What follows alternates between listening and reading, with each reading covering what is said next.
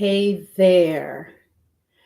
Selfish is a word that's used, it's a label, and it's often used when we don't do what someone else wants us to do. We're often called selfish. Well, when it comes to self care, we need to be selfish and we need to put that selfish on just like we put on that sexy little black dress. And we're going to talk about how to do that in just one moment, I think.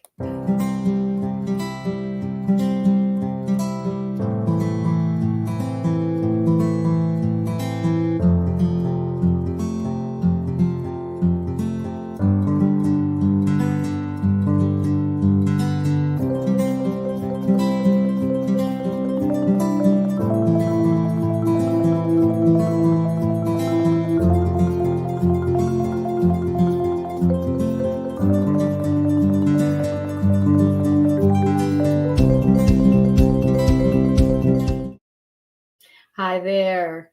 You are inside of Stress Talk with Marcyline.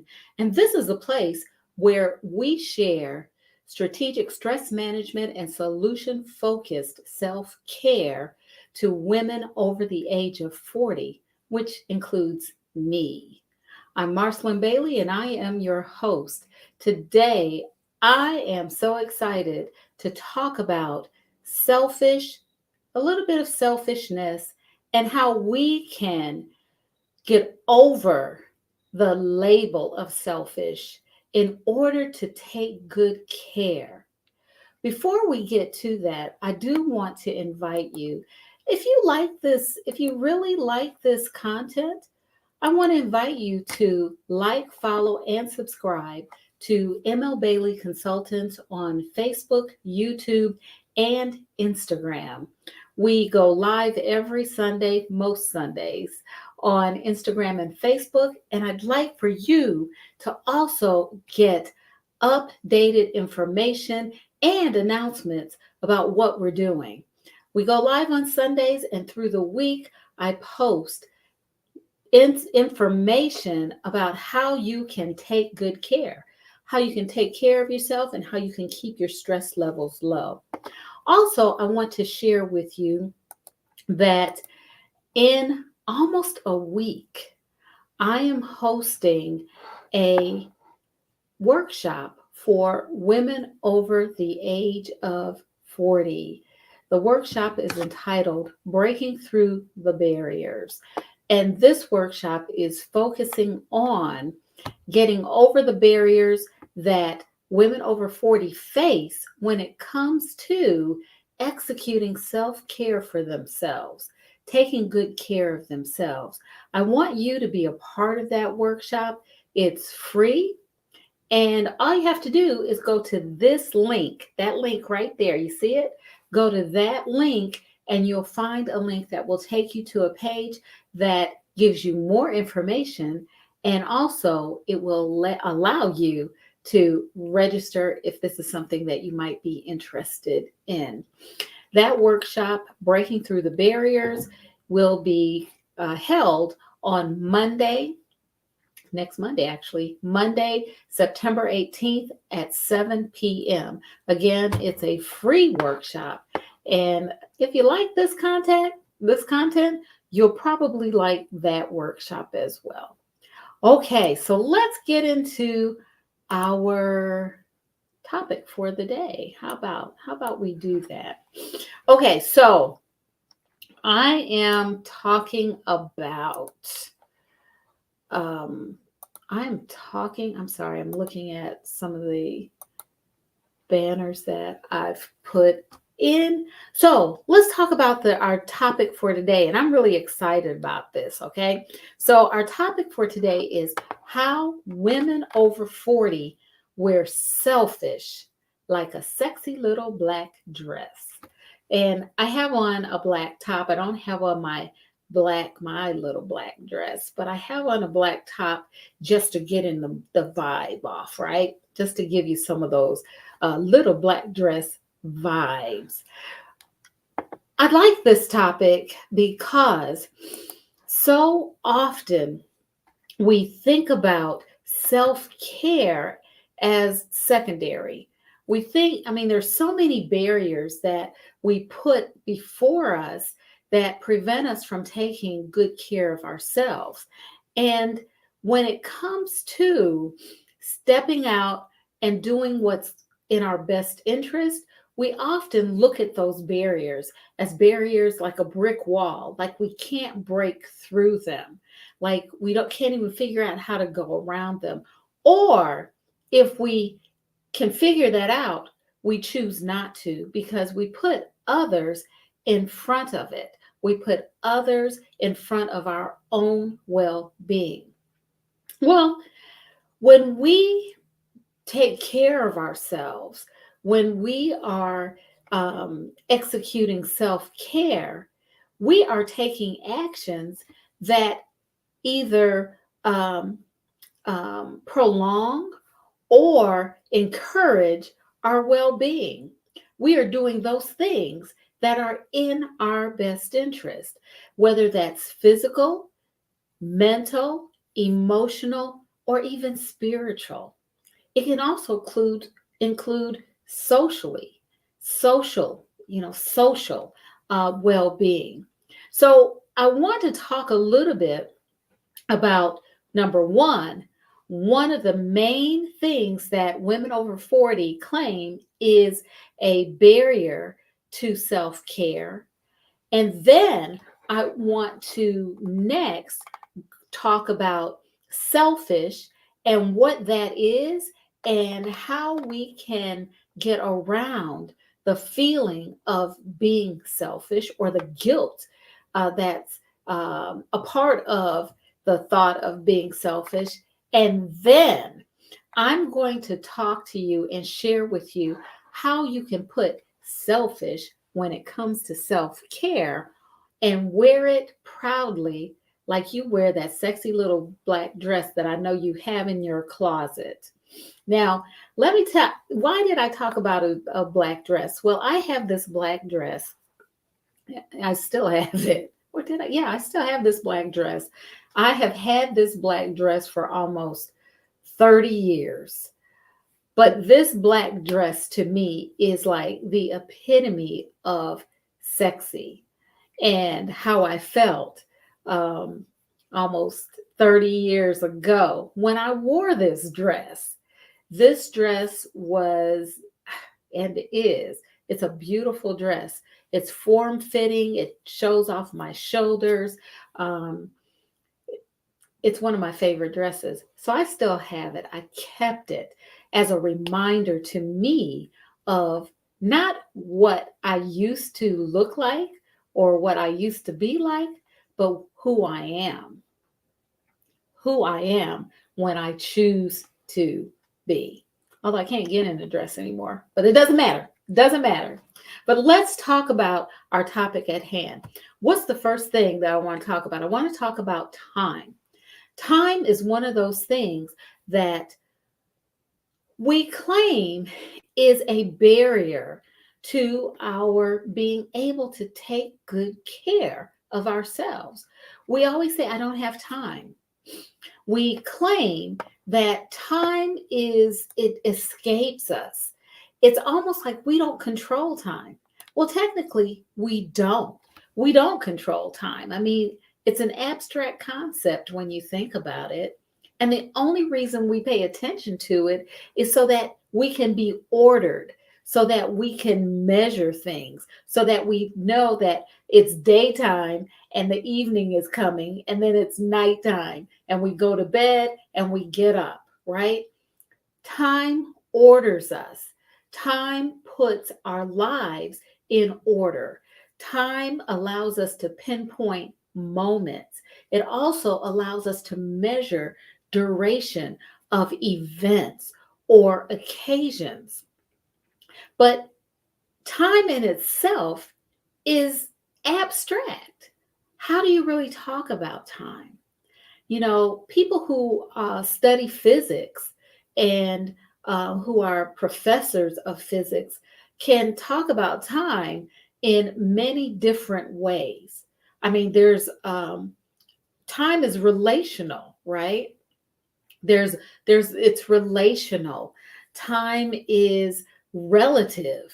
I mean, there are many different ways to talk about time, and that's why it's abstract, because it's an idea until we put a clock to it.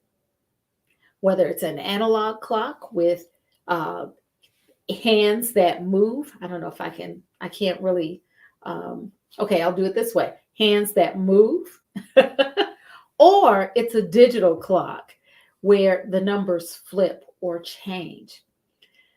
That's how we recognize time.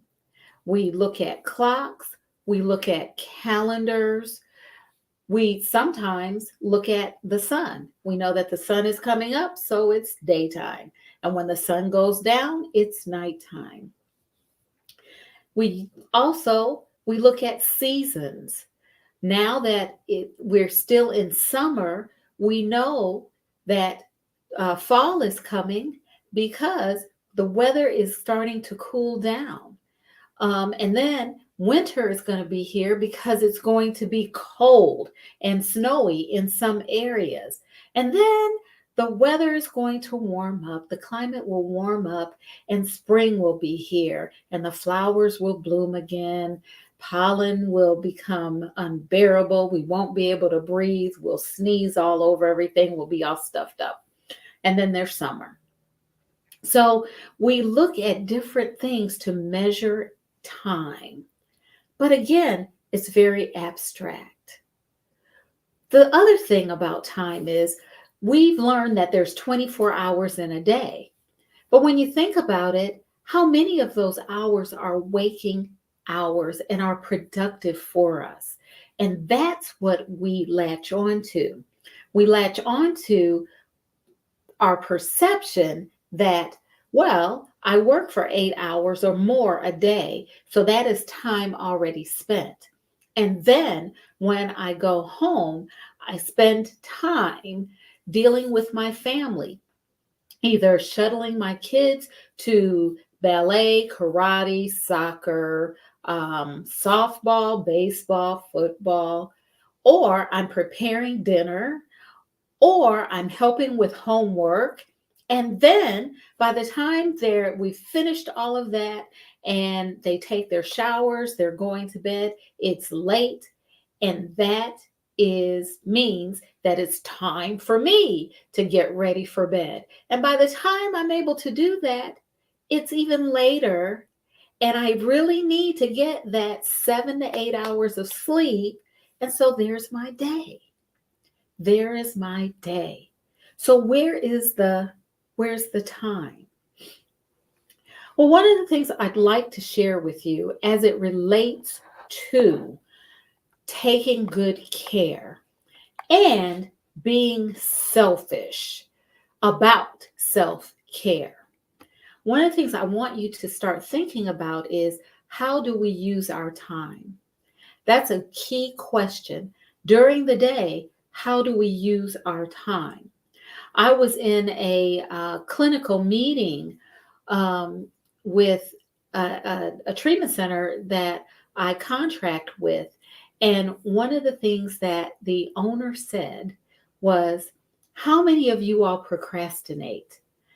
100% of the staff people, the contractors who were on that Zoom meeting, 100% of us said we procrastinate, meaning we put things off. But we also have to be very aware of how we use our time during the day. And this plays into our ability to take good care and to execute self-care during the day. Quick example. When we are using our time, we want to make sure, or want to be aware of how we're using our time. And we want to be able to do a couple of things, right? We want to think about time limited activities, or we want to think about activities that we can infuse in our daily lives. that are embedded in our daily lives. A couple of things that I like to share in terms of self-care that's embedded in our daily lives is hygiene. When we get up in the morning, we brush our teeth, we wash our face, we may take a shower, we comb our hair, we put on makeup.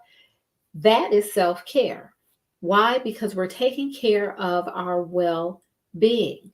Now, you may say, that's not really self-care. That's something that I have to do. Well, yeah, it is. It's something that you're choosing to do, and you're choosing to do it for your well-being. That is an example of self-care. Now, what I'd like for you to try as you are brushing your teeth, washing your face, combing your hair, I'd like for you to try one thing. Try to infuse a few things into this. Admiration. Admire yourself. Yeah, that's right. Admire yourself. I look at myself, and there's often times I look at myself and I say, hey, I don't look my age. I don't look the age that I actually am. And I like that. I like that feeling. There are days when I absolutely feel like I look that age, but for the most part, I don't. Spend time admiring yourself when you're doing your hygiene, when you're in the morning, when you're taking care of yourself. Admire yourself, and not just your face. Admire your body. Yes, it has changed. If you're like me, your body is not the same body you had when you were in your 20s. Well, after 2 children, and maybe you've had children, it shouldn't be. But admire it anyway. Admire what you have. Admire the gracefulness within which you move. Admire those lines. I told a friend once, I have lines around my mouth. And my friend said, well, Mars, that's because you laugh and you smile a lot. And I do. And that's why I have these lines. It's an indication of joy that I've experienced. So in the morning, you can embed self-care into your routine, and you can do it throughout the day. I'm just giving you an example. Another example of self-care when it comes to time is have a transition period from work to home. My father worked in a factory, and when he got off work, the first thing he would do is he would take a shower. He would take a shower and he would change his clothes. He had a transition period. And I started thinking about that, especially when we had younger kids. We'd pick them up from school, and, just getting off work, I needed time to be able to just deal with them. And so I started saying to them, Mommy needs a moment. And I start on your homework, and I'll be there in a moment. I would take 15 to up to 30 minutes for myself. Sometimes I would just sit. Other times I would spend time doing some other things for me. So have a period of time between work and home where you can execute self-care. That's another way you can jump over that time hurdle and infuse self-care into your daily activities and into your daily routine. So let's go on to selfish. Let's talk about selfish now. So when we talk about being selfish, selfish is really defined by our relationships and our interactions with other people, right? And so I said this earlier in the intro that selfish is really, we're labeled selfish when we don't meet other people's demands. They call us selfish. They label us selfish because we are not doing what they want at a time that they want it done. However, there's a little, just a slightly different way to look at that. We are also selfish when we consistently put others' needs before our own. What do you mean by that, Marcy? What I mean by that is we are selfish in terms of how we deal with ourselves. We are not putting our needs in the priority that they should go. And so when you think about that, selfish can be a couple of different things. The way others label us because we're not doing what they want. And then it can be when we consistently put others' needs in front of our own. Selfish, how does that translate? Well, it means that we are more important. We are so important in their lives that we infuse ourselves. We make ourselves bigger than perhaps we should be in their lives. That is, to me, a form of selfishness.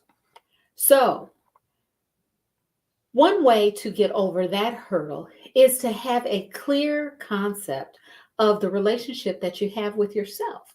What is that relationship like? What are those opinions, those feelings, the things that make you safe, the trust, the love, the care that you have for yourself? What is it? It's about self-esteem. It's about self-worth.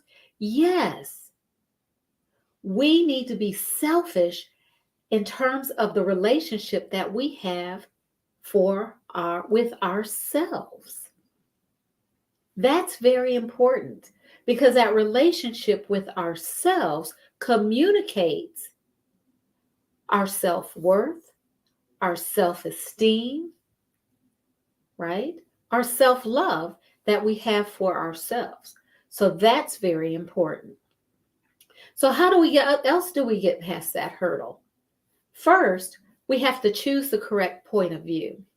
Choose the correct point of view. Are we doing things for other people? Are we putting their needs before our own because we are altruistic that way? We want to do it. We desire to do it. Or are we doing it because we want to have a certain position in their lives? We want to have authority in their lives. So we want to shift that point of view. So we want to look at how we're looking at things.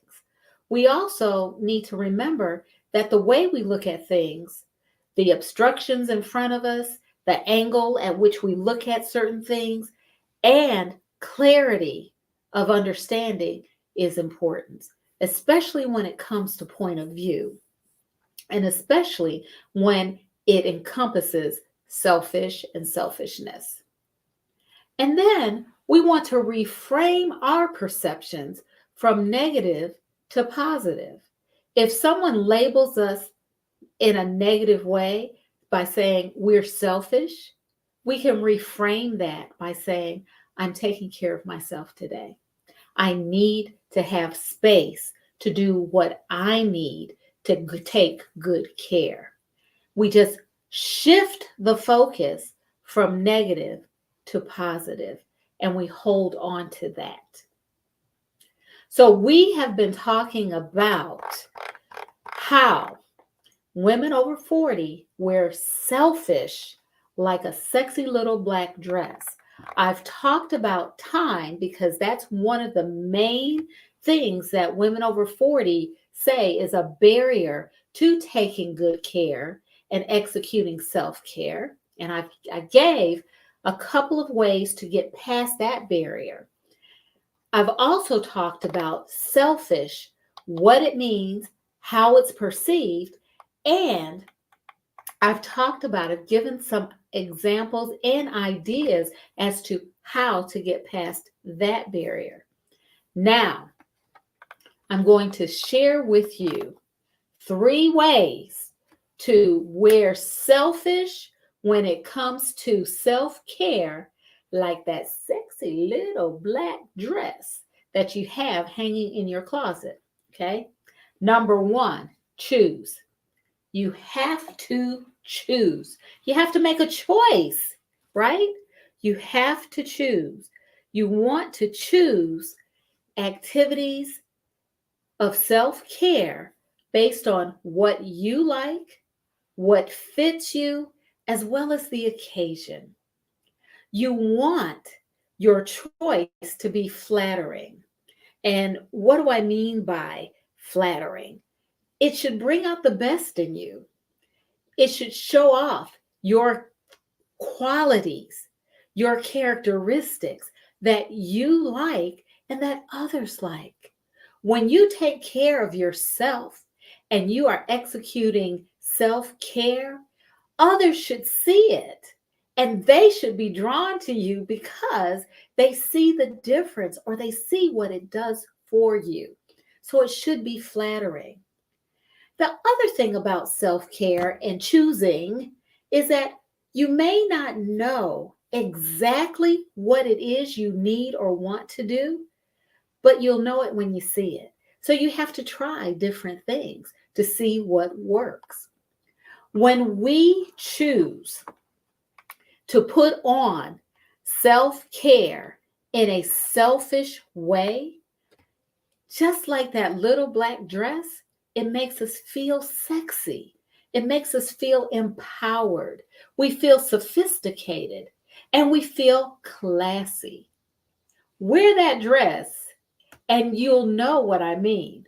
Or if you have a sexy little black dress, you'll understand what that means. We are empowered by having choice. The thing about it is, when we're wearing a little black dress, the only difference in us is the dress. We have the dress on. So with self-care, we have to wear it. We have to put it on and we have to feel sexy, empowered, classy, and sophisticated so that it's in a way that other people can see what it does for us. So here we go. Here's the list. Make a choice of self-care activities based on your individual needs. That's how we choose dress. Choose something that fits you as well as your lifestyle. It has to fit, it has to mesh, because if it doesn't fit and it doesn't mesh, you cannot be consistent and it's going to be frustrating because you won't be able to carry it out. But choose something that fits you and your lifestyle. Choose something, as I said before, that brings out your best qualities and your characteristics. Now, this may be something that you want to develop in yourself, right? It may be something that you want to learn, but it's something that enhances you and makes you feel good. Now, in terms of time, you can create special occasions, just like we wear little black dresses on special occasions, or that means you can designate a specific time frame. Thank you for the thumbs up. You can designate a specific time frame. You can go to lunch with your BFF or meet your friends after work, or, as I said, have a transition period between work and home. My best friend talks about how her mother, who is a mother of 9 children, my best friend is one of 9 children. Her mother would come home from work and she would sit in the car and eat an apple as they all descended on the car, calling her, saying, "Mom, Mom," because they all wanted to tell her something. She said that her mom would sit in that car and slowly, contemplatively, and even mindfully eat this apple. It was her transition time. When she was done, she'd get out and she was ready to roll with her 9 kids. You can set a time. A transition period between work and home works wonders. You can reframe your thinking, you can take a breath, and then you can move forward. The next thing is Embed self-care into your daily routine. And I started by saying that you can do that even when you get up in the morning. You can, as you're brushing your teeth or as you are doing your hygiene routine, embed self-care. Admire yourself. Tell yourself you're beautiful. Tell yourself you look gorgeous. Tell yourself beautiful things about yourself. That's part of self-care. But you can do that throughout the day. Next, you can dress up, you can dress down, you can put makeup on, or you can go natural. It's your choice. Self-care is your choice. When we put on that sexy little black dress, we can dress it up, we can dress it down, we can wear makeup, we can put on jewelry, or we can go au natural. It's just up to us. It is our choice. Another way to wear selfish when it comes to self-care. Yes, we can accessorize. Do you want to spend a quiet evening with a book? Get your book. Do you want to watch movies or a television series? Yeah, get some popcorn. That's your accessory. Or just hang out with your significant other. Spend a nice evening out. Go for a walk. Play tennis. Play pickleball with your babe, your bae, your poo. You can do that. Just accessorize. Another thing that we need to do is communicate your plan to your family and friends. Everyone needs a heads up in your family because if you all of a sudden say, hey, I'm taking this time, they may not be ready. You want to let them know. Like I told our daughters, I need a few minutes. Give me a few minutes. And that was standard. They knew when we got home, they start on their homework and then an average of 20 minutes, mommy was ready to rock and roll. So communicate your plans. And also, when you communicate your plans for self-care, you can get people on board and they support you in that. They will help you to do that. My husband would take them places.